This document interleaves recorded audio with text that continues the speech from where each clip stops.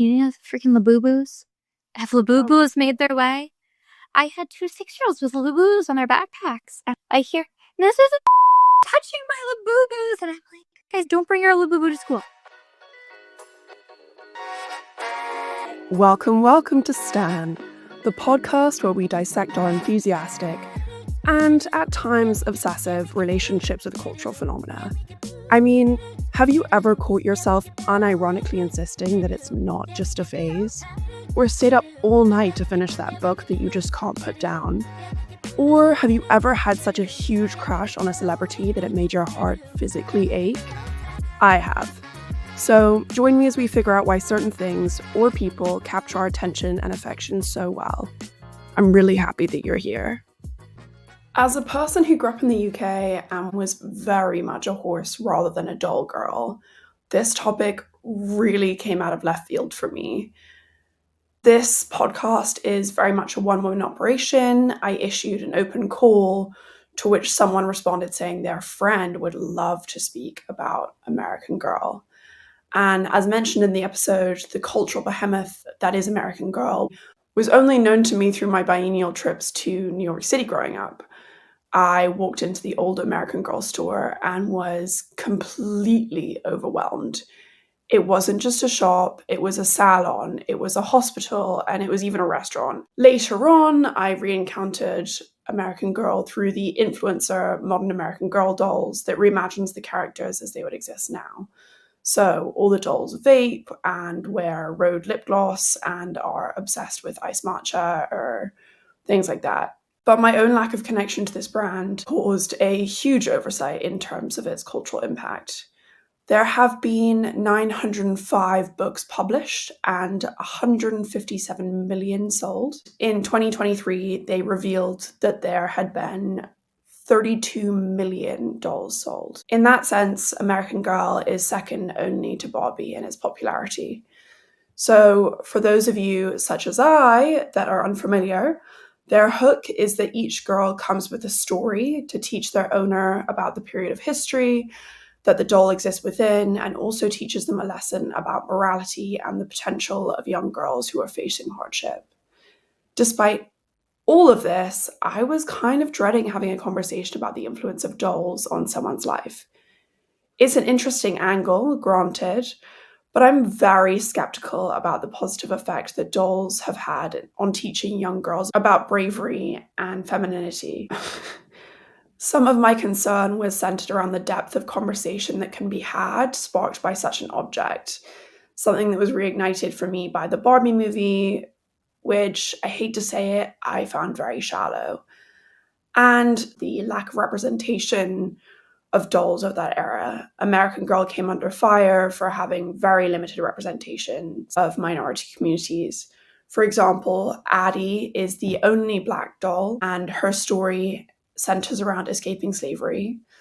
Critics have said that they should have diversified the experiences of Black women throughout American history, and they could have released one about the civil rights movement. Similarly, they tell all of the historical stories through the eyes of white settlers. As an English person, this was very familiar to me because as a child, I was so used to hearing about English victories and supposed suffering on the side of the colonizer when actually we were perpetrating oppression and genocide. But Kasey and I ended up having a really wide-ranging conversation about the changing nature of childhood and how it's being reflected in toys, the importance of teaching children things like empathy, what sparks joy in adulthood, and how our relationships to cultural phenomena change. So I will eat my words. This conversation exceeded all my expectations, and that is entirely due to my guest, Kasey. She is a teacher in her early 30s and lives on Long Island in the USA.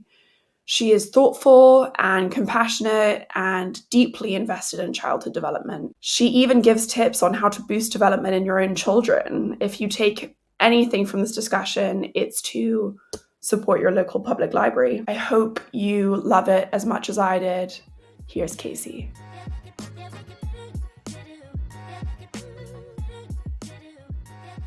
My name is Kasey. I'm from Long Island, New York, and my Instagram bio is for an aspiring American Girl doll who never outgrew her twilight phase And I guess that's the best way to describe myself. Anytime someone's like, I'm a teacher, I'm like, I'm terrified of you. I love my nephews, but I spend 5 seconds with them and I'm like, I'm so tired. They're exhausting. I was a first grade teacher this past year and I had 25 kids and me. I usually teach support reading where I take like 6 kids at a time and like work with them in my classroom and then send them back to their teacher. And that's what I'm going back to. And I'm like, thank God. It's much more manageable. Oh my God. As well, it is impossible to read in English. It's so hard. And there's so many different rules. I get these rules confused and I am a whole adult. One of the most humbling experiences of my life. I lived in Cairo for a year and like started learning Arabic there.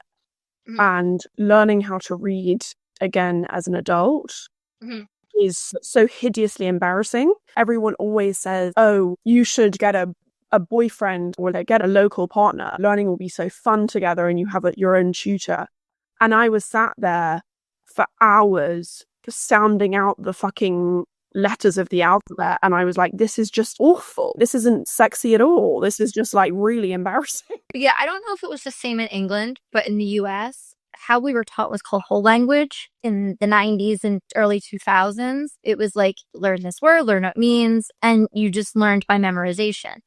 The whole world, I think, is changing how they like teach it, which is wild. But how what research back when like in the early 2000s and 90s was very different than the research now. And that was not a good way to be taught. Because some kids don't just pick it up. This is my job. Like I said, I could go on. I've spent so much time learning how to teach reading because kids struggle with it so much. I've met a few people in my life who can't read as well. It's one of those things that comes with a lot of shame. But obviously, if you're not taught how to do it, then how? Travis Kelce, like the whole he made a comment that he really struggled when he was on SNL because he can't read well. And I was like, okay, good for you for being like a grown man and owning up to that and saying like, this is something that was hard for you. But it kind of shows that so many people have slid by. 20 plus years ago, there was such shame around like your kid needing help. I love to talk about this stuff. I think about how we and others interact with the world because it's social literacies. Yeah. This really also ties into like what we're going to be talking about with American Girl. Like for me, it was something really important growing up because it's literacy based, it was education based, but then other kids, like they don't play with dolls. They struggle to play with each other because they just sit on their iPad all day. And you can tell like sitting in a classroom with 23 kids who plays with toys and who sits on iPad all day because they don't know how to interact. Wow. I think back it was Barbies, American Girls, Polly Pocket, and you went home and you played. I asked my class, I said, raise your hand if you play outside when you get home. Less than half of them raised their hand. Now they all go home, have a snack, do their homework, and go on their iPads. But do you think what leads to, you said it's a lack of social skills, but also is it a lack of like imagination? I feel like that all ties into like this world of instant gratification. To each their own, like parents make their own decisions, but when we were younger, you had to learn how to sit through things. Like, you went out to dinner and you brought a coloring book. You didn't bring an iPad. I understand it's a tool. Like, hey, you're going on a 5-hour car ride, give your kid the iPad. I get it. But so many kids, what they have access to, and I don't think what their parents realize, things like TikTok and YouTube. Like YouTube didn't exist till I was in middle school. Being a teacher has made me look back on a lot of the things I had as a kid. With development in children in the next generation, with all these iPad kids, right, is we say, oh, it's so important because of the way the world is structured. You need to learn the social skills. You need to learn to not have instant gratification, to be able to sit through things, to be able to make conversation rather than relying on like external stimuli. But then at the same time, if the world is changing and the next generation is going to be ruled by these children, do they actually need those skills? Because they can now create a world wherein they don't need that. It's a hard balance because there's a reason too, like we're saying, where we want these kids to learn how to read. Literacy rates are not at their best. But yeah, you can click on something now and it'll read it to you. But you need to teach your brain things like it's a muscle, like because of things like AI. Critical thinking skills are going down, and critical thinking skills, in a way, in their lowest point, like a safety skill. Beside it being like an academic skill, it's a life skill. It's all very interesting being in the classroom because they push all this technology, but there's a line. Where is it a tool and where is it not necessary? One of my good friends, neither of her kids have iPads. I don't know how she does it. They have no technology at home. How old are they? One's 10 and one's 7. She's like, they get enough of it in school. They have their iPads at school. Sorry, so do children now at public schools receive iPads as well? Every single one of my students had a Chromebook that we were expected to teach them how to use in school. So I tried to limit it because they didn't need it. Maybe an hour every day. But yeah, every kid has a device after COVID. It's because if the world ever shuts down again, they just have a device. Yeah, that makes sense, I guess. Well, when I was at school, you were not allowed to have any sort of phone. I guess we sound like such old crones. I remember everybody, kept their phones tucked into their tights or tucked into their skirts. I texted during class a few times under the table and thought I was really cool, BBMing underneath the table. Yeah. Also crazy that at one point as children, we all decided the coolest thing to have, I don't know if this hit America as well, but the coolest thing to have was to have a phone that was built for lankers. I don't know why. What the fuck happened with that? I didn't have an iPhone until my senior year of high school. There was no Instagram until my senior year of high school. I'm so glad, I think about this often, that I didn't have access to social media when I was younger because I was so fragile. And I'm such a insecure person that I think I would just feel extremely inferior. It was very different. When Instagram first started, there was no influencers. It was just a place to put your pictures. Influence and stuff, I feel didn't fully become a thing till there was those real paid partnership Instagram. Now kids are, somewhat on Instagram and stuff, or at least on their parents at a young age. It's wild. Yeah, I also am very glad because of the fact that I was so cringe. And I remember as well, Instagram was not a thing in England in the same way that it was a thing in America. I think it caught on in America a bit faster. I remember in my first year of college, I was talking to the guy that I really fancied, and I remember saying oh my God, my new picture on Instagram has so many likes, and it was 30 likes. But in England, that was a huge deal. But in America, if you had less than 300, then you're a total loser. And he was that is the lamest thing I've ever heard. Obviously, he wasn't my husband. That's fine. I started following someone on Instagram she's an adult, and she was taking pictures of her American Girl dolls in different settings. She'd make full movie sets and reenact them with her old dolls. And I was that's kind of beautiful. She's doing this insane artwork. And I was and she's an adult. Now she works for American Girl. I found her because she was making recreations of Twilight. That's kind of cool that she's not caring what other people think because this brings her joy. And, I started looking back at it because they were probably what brought me the most joy as a kid. I was deep in it. I was very, very fortunate. My mom worked on Fifth Avenue, a block or two from the American Girl store at the time. I think she slightly created a monster because for my 5th birthday, they have a baby doll called Bitty Baby. I got that and all of the things. And I had an older cousin who had all the different ones, and I knew every single one by name. I had a dress that I called my Felicity dress. When my aunt would do my hair in braids, I called it my Kirsten hair. I knew them all before I had any of them. They were these beautiful dolls with beautiful outfits and beautiful stories. And I was this is amazing. And the first one I got was Samantha, and Samantha will always be, I'll send you pictures after. I have a picture with Samantha on my wedding day because I look like Samantha, the American Girl doll. Yeah. So they didn't have the lookalikes yet. When they first came out, Samantha looked like me. I was just obsessed. I didn't know their stories as well really young because their stories are heavy stories. They're for kids, but I don't know, I don't know how much you know about, or because you grew up in a place where they didn't exist. Can you please just give a description for the uninitiated? They were created by someone named Pleasant Rowland, who is a teacher. She has academic curriculum. She was an early childhood reading teacher. They create representation and stories for girls to learn about the world, especially back in the late 80s, 90s when they were created. The lack of representation was there. I want to say the first ones were Felicity, who's colonial America, Kirsten, who is westward expansion, Samantha's the Industrial Revolution, Josefina is she's westward expansion but Mexico, New Mexico. Who else was the original? I'm not super familiar with American history, even less than I should be, but I do know that Western expansion and the wars that surrounded the occupation or annexation of, I'm not sure if that's the correct word, but of New Mexico were pretty gnarly and brutal and very colonialist. How do they address that through these dolls? Kirsten, when they talked about westward expansion, her best friend dies, I think, of cholera. That is in the story. Right. And do they address like Native history as well, or? One that came out when I was younger, is Kaya, and there's a whole, I could go on forever about her because they are seen generally whitewashed. And, there's like the one black one who's Addie, but she was escaping slavery. Like that's what her story is. And they slowly have added more as diverse as it can be for something that was created in the 90s, if that makes sense. But Kaya's and again, and they worked with a tribe to create her. Looks like they have the buck teeth when they smile. Like their iconic thing is like they have two little teeth like for their smile. Kaya was the first one to have it because in her the culture of the tribe they based off of, you didn't smile with your teeth. There's Kit, who's about the Great Depression, and her family pretty much loses everything. Molly, she was a World War I girl. Samantha was the Industrial Revolution. Her best friend was an indentured servant who was 10 years old working in like a sweatshop. Each girl like is framed as like a hero in their story. So it's like how throughout history girls could be strong, independent individuals. They are framed as like a girl who writes their own story. It's an educational tool, right? Because when you're a kid, I think you don't have like fully formed empathy.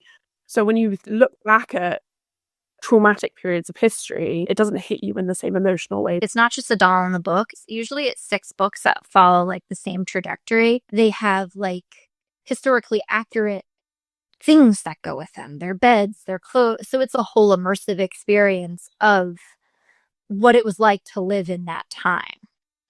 Were you drawn to the educational aspect of it consciously or subconsciously, or was it only when you got a bit older that you started to appreciate the complexity of the context of the dolls? It definitely helped me like learn about the world. But when I think I probably got Samantha when I was 6 years old and she was my first one. I didn't even know if I read her book till I was older. It wasn't a book fully appropriate for a 6-year-old. It was ABC Family at the time. Now it's Freeform did a movie of the Samantha story. And I vividly remember watching that as a kid. I was so excited. I had my matching pajamas with her. We watched it. It was during Christmas time. And I remember that kind of sparked like me starting to learn about them because it was like visual for a kid to see like this is what this doll is tied to. I didn't read all her books till recently. I loved another one is Kit, who lives in the Great Depression. I read all her stories when I was younger.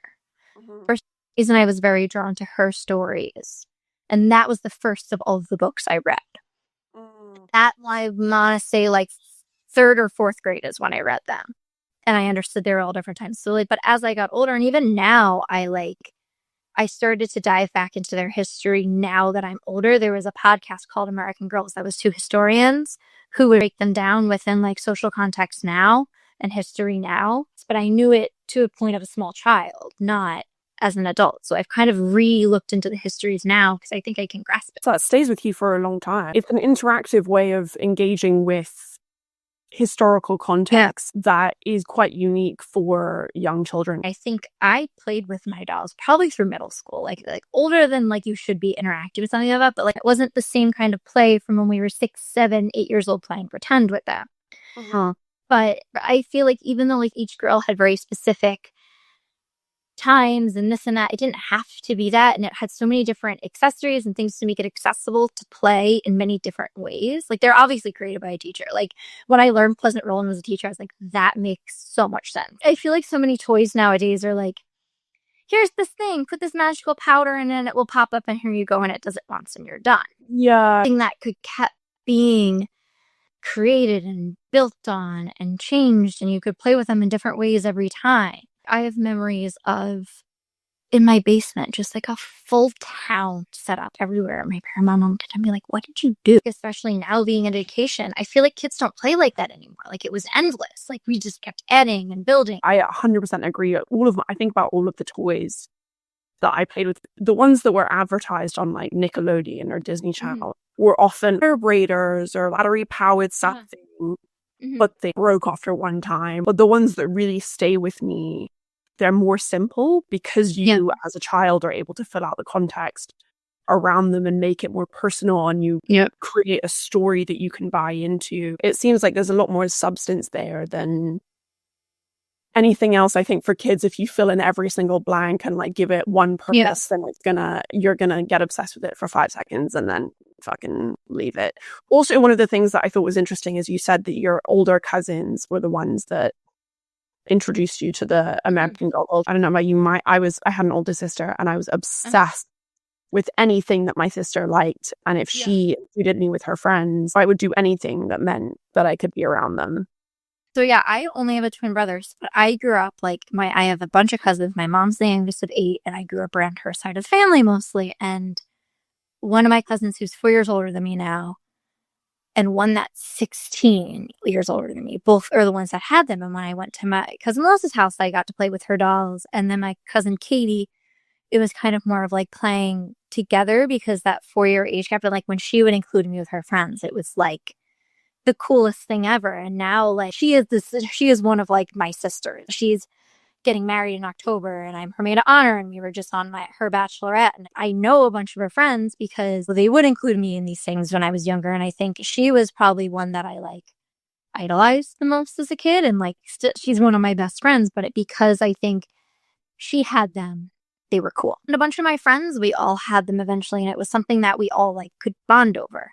And everyone had different ones. And if we'd go to play dates, sometimes we'd bring them and we could play with our dolls together. It was a very social experience. In terms of the way that children are playing now, do you feel like it's missing some of that social aspect? Because playing on an iPad is very individual.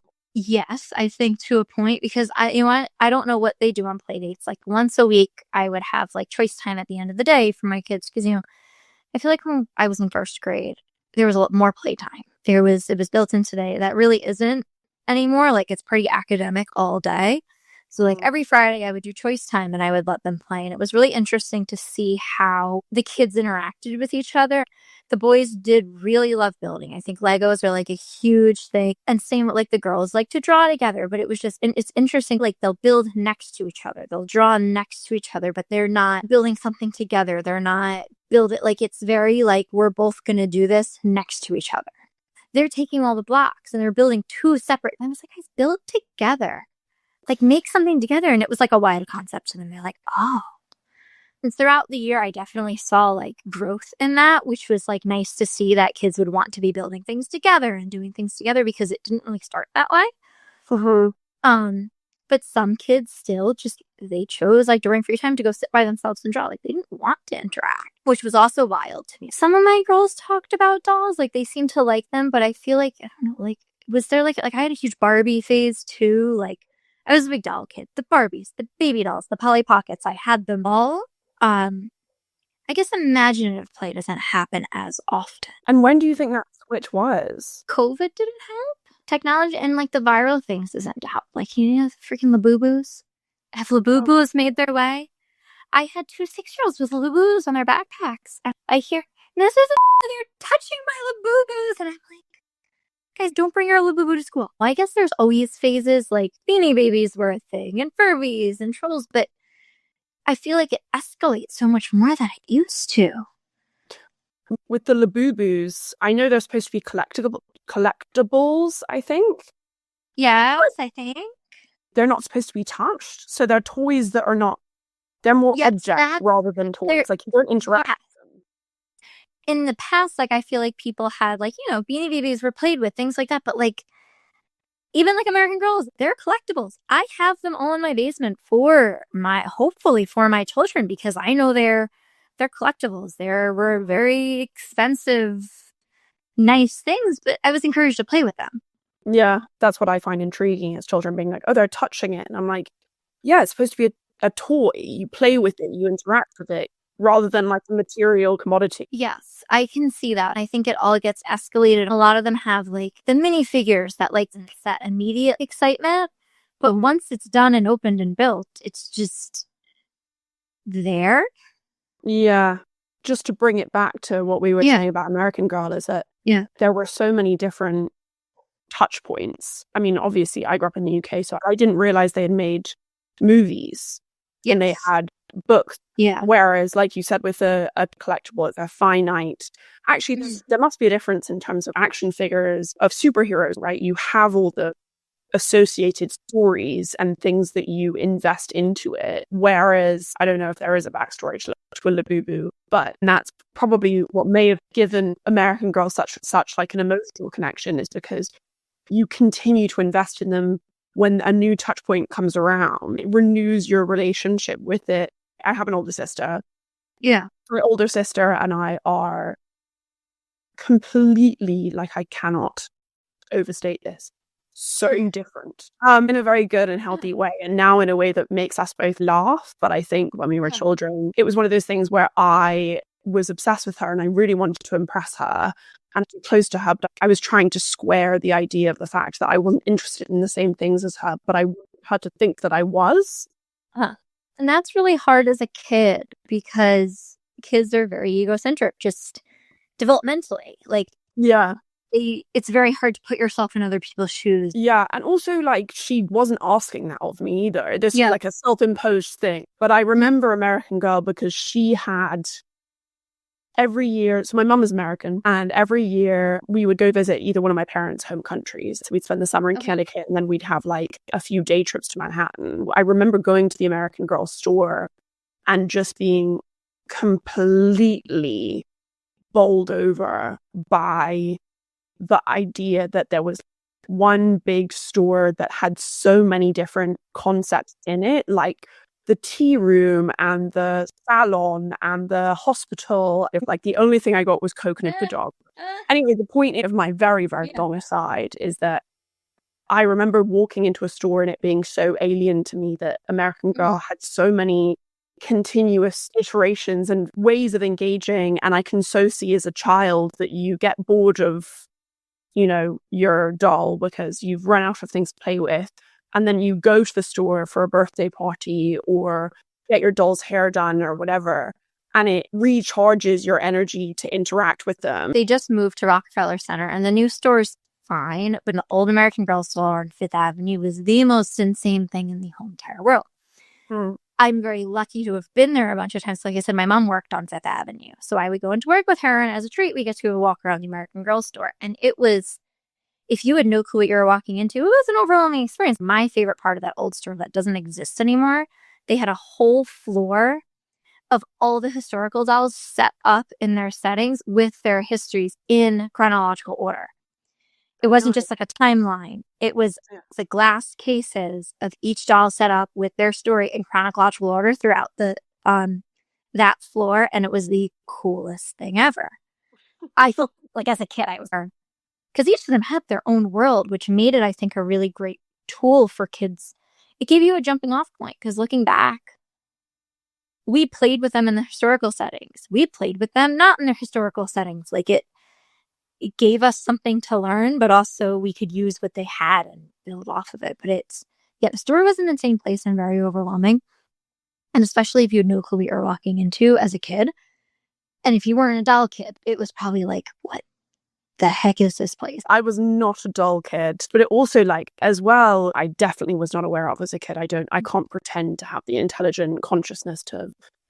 But I did find, I remember with our trips to New York every single year, and because it was cheaper to shop in America than it was in England, we would go on these big shopping trips. And I definitely associated the consumerism of America, like, with these massive toy stores. It was the perfect storm. It was the fact we were on summer holidays, the fact we were shopping for back to school things, the fact that my mum was back in her home country and in good mood. But I do remember being absolutely bowled over by whole Americana thing. Was so exciting to me. And that's my association with American Girl, which is so wrong, obviously, because I didn't even know they were historical dolls until like yesterday. One thing that's very sad is that they've strayed away from like pushing the historical part. They did just come out with their two newest historical dolls are from the 90s. They're 99, and like, that's historical, that's now. And so, like, but they don't push the history part as much, and that's what I feel like made it so interesting as a kid. It gave you someone to relate to in the past. It was about girls who were 8, 9, 10 years old, and not real, but they were made up based on real history, and it really gave a relating point. It kind of ties into like the social literacies. Like, yes, there's a book with it, but there's this something to play with, something to learn about. It gave like this huge foundation. Now it's just like, okay, here's a doll that looks like you. where are the branching off points? Where are the story points? I think it's also kind of an acknowledgement of the timelessness of girlhood, right? Because within these different points in history, and you don't think about this, and also now when I think about, living through history now, especially as an adult, when you're able to conceptualize all of the crazy things that are happening, people are still having their childhoods.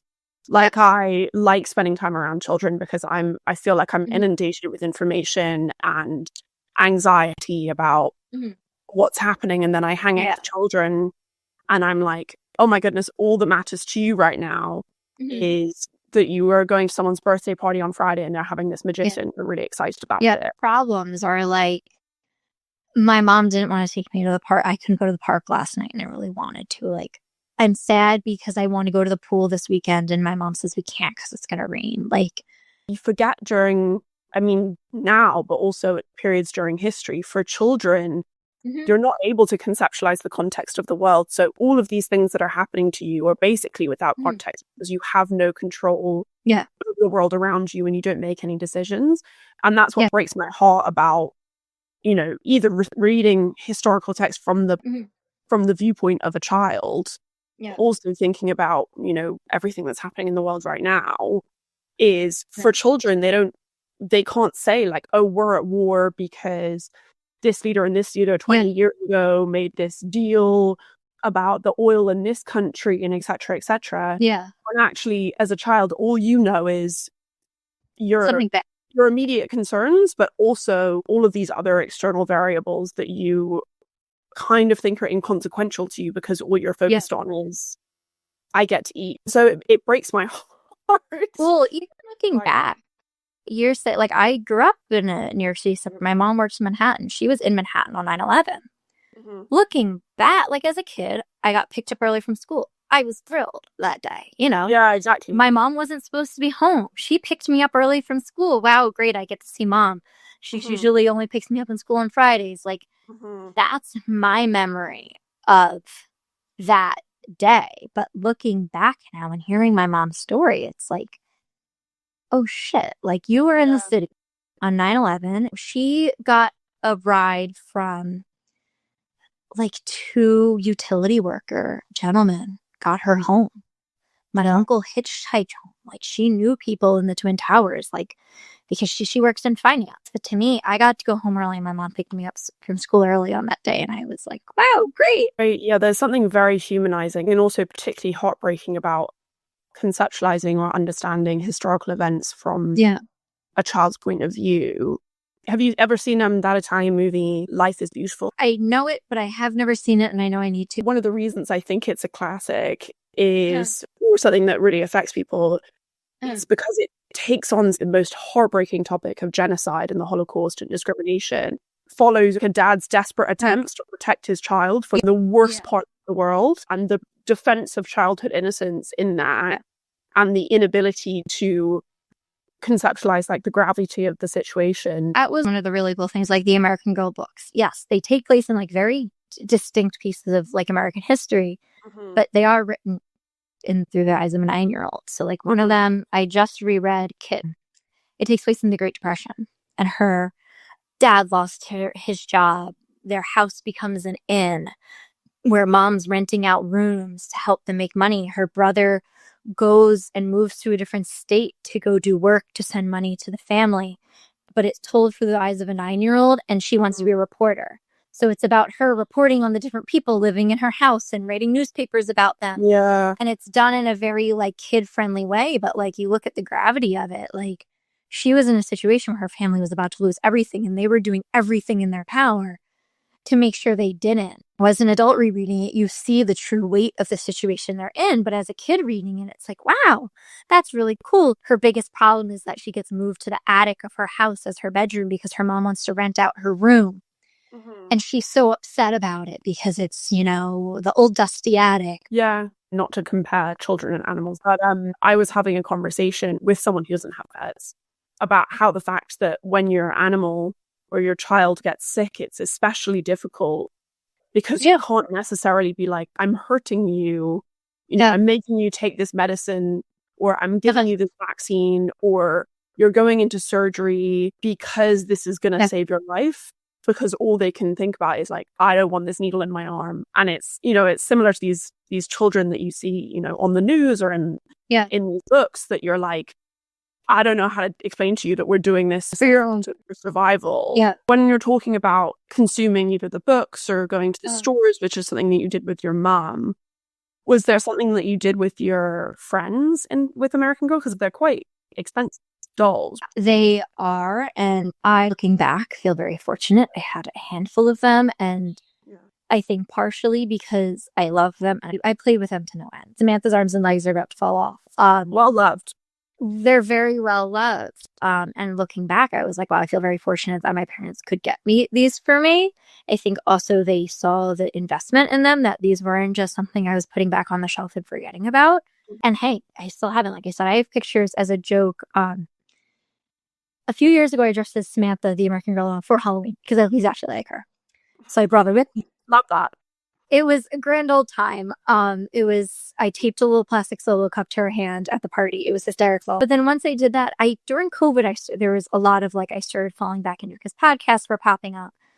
And I feel like during COVID, a lot of people fell back into old hobbies or started you're back in your childhood home with nothing to do. And so many people fell back into their Twilight phase. And then I started to then podcasts started coming out. But now here I am as an adult taking pictures on my wedding day because bought her a wedding dress because she was like, this is necessary. I feel like also forced me to be like, yeah, I'm an adult, but I thoroughly loved these things as a kid and they brought me so much joy and they still bring me so much joy. Is that it doesn't matter that I'm an adult. It makes me happy. And if anyone thinks differently of that, that's their problem. I recently went to the store last year. I came with me and then a few of our friends, we went to their brunch. We all brought our dolls. It was great. It was necessary. I feel like in today's climate of the world too, falling back into these things that brought so much joy as a child has brought me so much joy now, and something positive. I think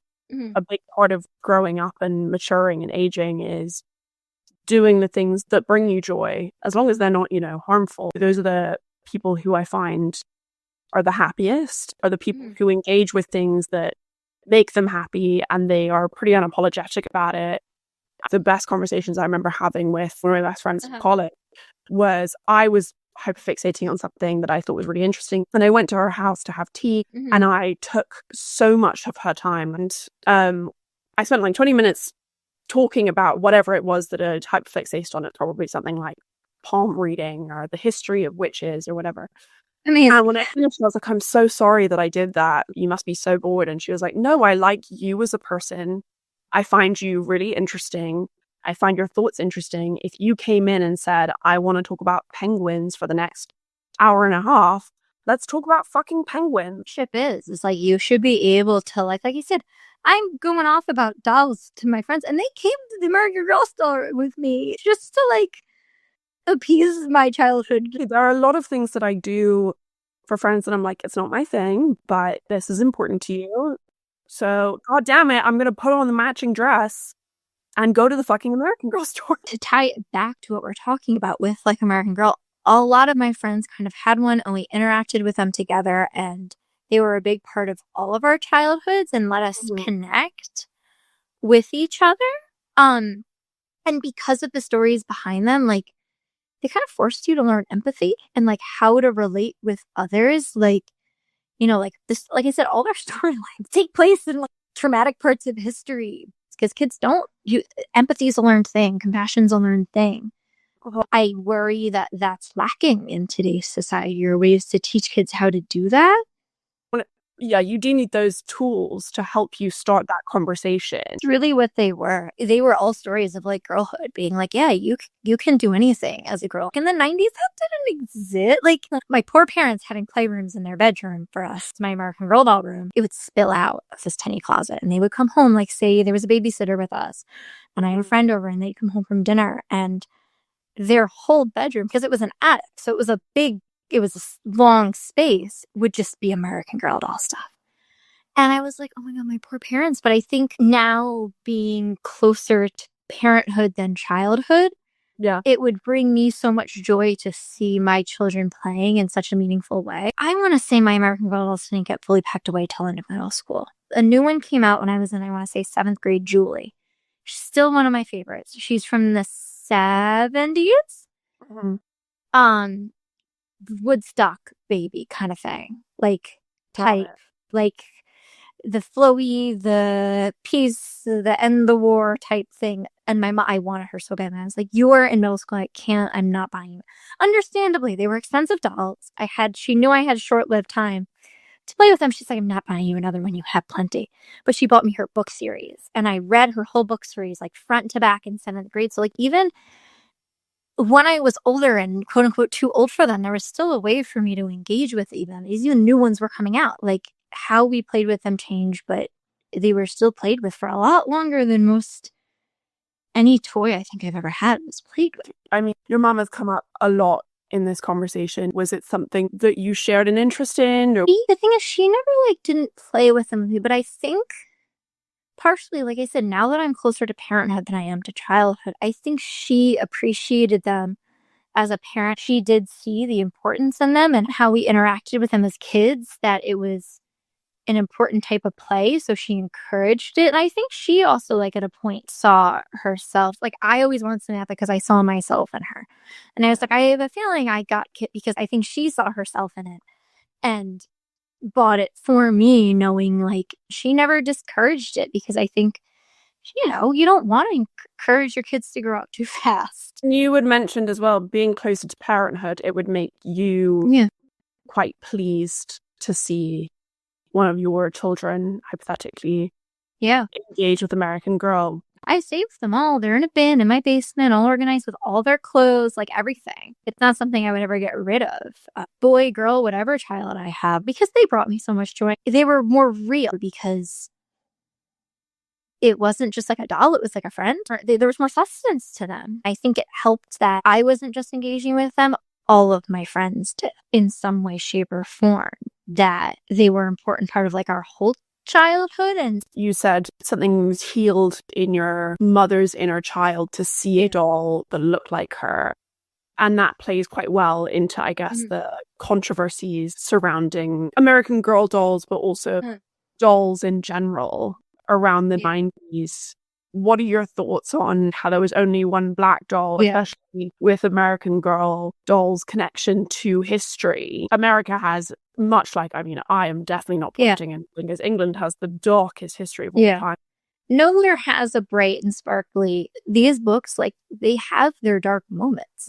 But you can only go so deep into history when you're writing a book for a 9-year-old to help them understand the gravity of something, but also not to scare the shit out of them. Addie was their first black doll. But for when it came out in the 90s, that was probably one of the only black dolls on the shelf.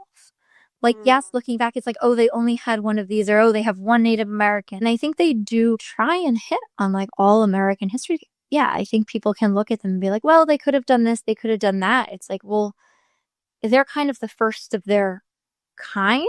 There was no blueprint of how to make a teaching tool like that when they came out. So I think anything they did could be considered radical, could be considered not enough by some people. But in the end, a lot of people learned a lot of things. And even as adults, there was a podcast where historians went through the books and did talk about hey, yeah, they touched on that too lightly, or this relates to this nowadays. But the fact that adult historians can even go back into these books meant for 9-year-old girls and talk about their historical and social impact, I think shows that they did what they could with no blueprint for what they were creating.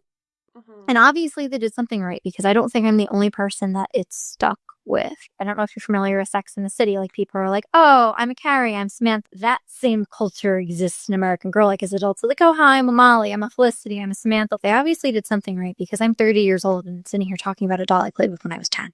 I agree, and I don't. I think in the 80s, 90s, or whenever these dolls came out, the lack of representation and diversity most certainly not just the problem of American Girls, but I think as well because of the fact that it was supposed to be an educational tool and delving into history. When Pleasant Rowling came out with them, she was trying to come out with like the antithesis of Barbie, because Barbie's this like skinny model type, and she was seeing these little girls playing with them. She's like, little girls can't see themselves in this, hence why they're these soft little like bodies. It was meant to be like the opposite of what the dolls were that were coming out. She created it to give girls a realistic vision of girlhood in those elementary years, because it didn't exist. Well, I agree with you in terms of the comparison with Barbie. I think Barbie has enjoyed a very advantageous after the movie came out. I was a little bit disappointed when the movie came out, when they had that original speech with the younger girl who they take back to Barbie Land, who's like, and you've set feminism back and blah, blah. Yeah. And then that was the only acknowledgement of what that was. But I think with the American Girl dolls, because of the self-representation, there's the teller of history. I haven't read the historical books, and I'm not saying that entirely without value, but it's a shame that they're not going back and adding those historical dolls now, because they've been owned by a corporation who are more invested in trying to maximize profits rather than educate children. But it seems to me like a bit of a missed opportunity to not traumatize children, but educate them about the complexities of different communities within America and its history, for example, that it could do, considering it positioned itself as a tool of historical education. One thing they could do, which like they kind of are doing the opposite, is could they go back and rewrite some of these stories? Instead of going back and revising these stories, they're going back and diluting them even more. Like I said, each doll had 5 or 6 books. And what they've done recently, which like makes me really sad, is they took that anthology and they shrunk it down into one book. I think they might have even taken out, one of the best things about the books is the last like 5 pages were real life pictures and accounts about that time. So you could see like, okay, this is what her story is, and this is like the real setting. I don't even think their new books have that in it. We've progressed so much as a society from when they were originally written in the 80s, 90s, depending on when the book came out. They're like fluffing them more, and their problems aren't as problemy. Like, you know, the 2 that just came out, Nikki and Isabel, the twins from the 90s, they had a really good opportunity to like tie in something like 9/11, like a really big American event. And I think it ends in 2000, and their biggest problem is like the Y2K. While other ones like Samantha, who's one of my favorite, her parents died in a boat coming from Europe to America. She was orphaned and raised by her grandmother, Grandmary, and she became best friends with her neighbor's pretty much servant who was her age, and she was trying to fight for better working conditions for her 9-year-old friend Nellie. Like, they did put like real problems in, and the newer books seem much more watered down, and that kind of breaks my heart, because I'm like, you have kids who are much more socially aware because of what they're exposed to. Yeah. Why not benefit from that and rewrite these books or add more sustenance in the new book? And I wish they would go back and rewrite, now that people have a stronger lens on history and have looked back on the things that were problematic and not, and reflected. But they don't, and they just seem to be cutting them down more, which is kind of sad. They were trusting 9-year-olds with real problems. So that's probably part of the draw as well as a 9-year-old, is you're reading a book that has content that feels very mature. And also I'm sure that as well brought some sort of consolation. Children who had lost a best friend and were struggling to deal with it and didn't have anyone to relate to, or lost a parent or something like that. And the will say about American Girl is there's a point of privilege behind it. At the time, maybe the dolls were like $50 to $75, but that's a lot of money for a doll. They were a toy of privilege. I mean, if it was seen as an educational tool, I mean, education is already so gate-kept and something to associate with privilege. If we're singing the praises of American Girl and how well they've made it more digestible and engaging, people have tried. Like, I know a lot of libraries, at least when I was younger, you could check out an American Girl doll with their story. You could take the doll home and play with it, but it still wasn't yours. You don't have a sense of ownership and connection. Libraries are great. Love the library. When parents ask oh, I want to help my kids. I'm like, bring them to the library. I'm like, ask the librarian to help you pick out books. I'm like, you pay for it. It's in your taxes. Utilize it.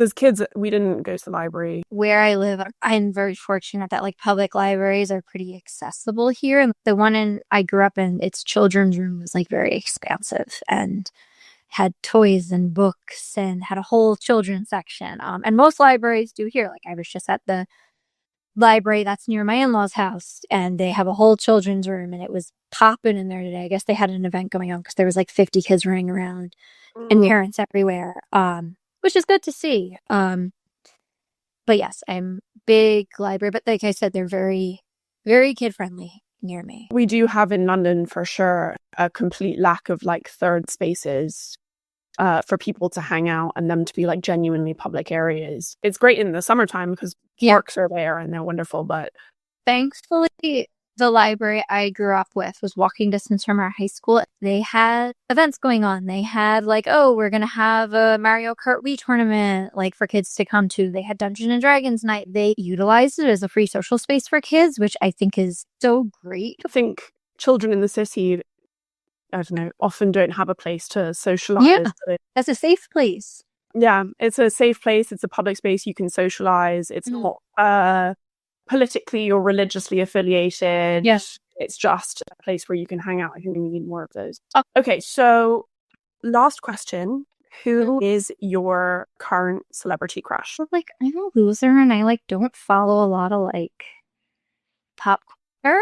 Like the most celebrity crush I can get for you, like I'm a huge book nerd. Like I read romance. Like right now I want to say like my biggest celebrity to those in like the book world would probably be like recent. If you've read A Court of Thorn and Roses. Like that's what I got for you.